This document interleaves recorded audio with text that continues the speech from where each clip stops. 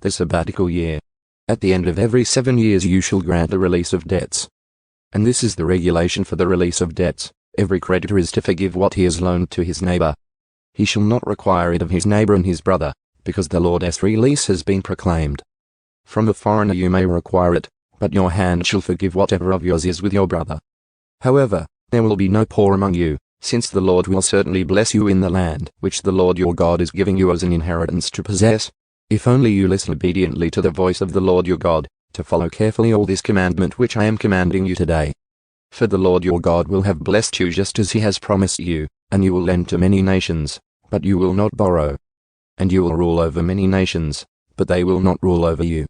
If there is a poor person among you, one of your brothers, in any of your towns in your land which the Lord your God is giving you, you shall not harden your heart, nor close your hand from your poor brother. But you shall fully open your hand to him, and generously lend him enough for his need and whatever he lacks. Be careful that there is no mean-spirited thought in your heart, such as, the 7th year, the year of release of debts, is near, and your eyes malicious toward your poor brother, and you give him nothing. Then he may cry out to the Lord against you, and it will be a sin in you.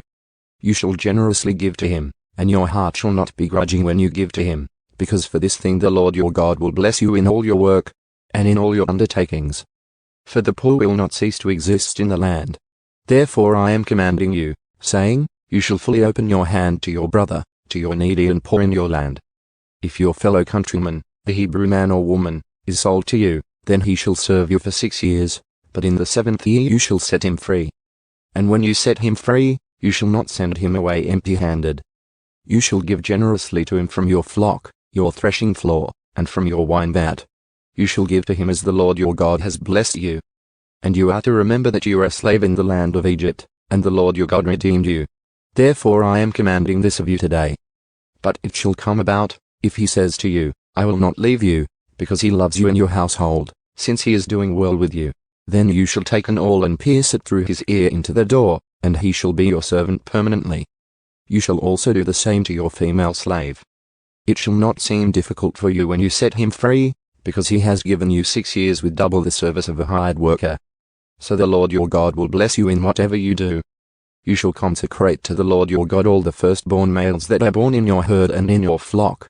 You shall not work with the firstborn of your herd, nor shear the firstborn of your flock.